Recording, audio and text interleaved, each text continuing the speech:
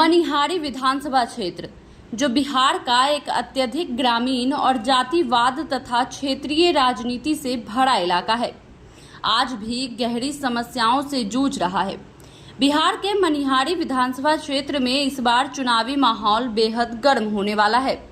2020 में यहां कुल 2,87,266 पंजीकृत मतदाता थे, जिनमें अनुसूचित जनजाति के 37,258, अनुसूचित जाति 20,000 और मुस्लिम समुदाय के 1,11,746 मतदाता शामिल है, जो लगभग 38.90% है। यह क्षेत्र पूरी तरह से ग्रामीण है, जहां शहरी मतदाता केवल 6.01% है और संथाल व उरांव जैसे प्रमुख जनजातीय समुदायों की यहां महत्वपूर्ण उपस्थिति है। मनिहारी विधानसभा सीट विशेष रूप से अनुसूचित जनजाति यानी एसटी के लिए आरक्षित है, जिसे 2008 में परिसीमन के बाद इस श्रेणी में शामिल किया गया था। बिहार में कुल 2 एसटी आरक्षित विधानसभा सीटें हैं, जिनमें से एक कटोरिया यानी बांका और दूसरी मनिहारी विधानसभा क्षेत्र है। लेकिन इस क्षेत्र की वास्तविक तस्वीर कुछ अलग है। नदी कटाव, अस्थायी व खराब सड़क संपर्क, स्वास्थ्य सुविधाओं का अभाव और जनजातीय महिलाओं में अत्यधिक साक्षरता की कमी जैसी समस्याएं आज भी आम जनजीवन में भारी संकट बने हुए हैं।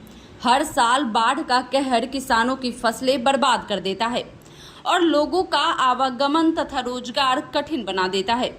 खासकर ग्रामीण इलाकों में आज भी कच्ची सड़कों पर ही लोगों को अपने दैनिक कार्य पूरे करने पड़ते हैं, जिससे जीवन यापन में असंख्य परेशानियों का सामना करना पड़ता है। 2020 में कांग्रेस से विधायक मनोहर प्रसाद सिंह ने मनिहारी सीट जीतकर यहां का प्रतिनिधित्व किया, लेकिन इस क्षेत्र की मूलभूत समस्याओं में कोई खास सुधार नहीं दिखा। जनता में निराशा बढ़ती गई और इस बार उन्हें भरोसेमंद विकल्प की तलाश है। इसी बीच चिराग पासवान की पार्टी एलजेपीआर की महिला प्रकोष्ठ अध्यक्ष और संभावित प्रत्याशी सीमा उरांव ने मनिहारी में अपनी विशेष छवि बना ली है। उनके भाई अनिल कुमार उरांव भी लंबे समय तक इस क्षेत्र में राजनीतिक रूप से सक्रिय रहे और जनता में उनकी गहरी पकड़ थी। अनिल कुमार उरांव के निधन के बाद स्थानीय लोगों ने खुले मन से सीमा उरांव से निवेदन किया कि वे राजनीतिक क्षेत्र में कदम रखें और मनिहारी विधानसभा से चुनाव लड़ें। सीमा उरांव ने जनता के बीच लगातार जाकर उनके दुख सुख सुने और उनकी परेशानियों को समझा और साथ ही हर संभव प्रयास कर उन्हें राहत पहुंचाने की कोशिश की। उनकी यह सेवा भावना और सक्रियता जनता के दिलों में गहराई से उतरी है। इस बार मनिहारी विधानसभा चुनाव में यदि एलजेपीआर उन्हें टिकट देती है तो उनकी जीत के चांसेस बेहद मजबूत माने जा रहे हैं। जनता का विश्वास और समर्थन सीमा उरांव के प्रति दिन प्रतिदिन बढ़ता जा रहा है।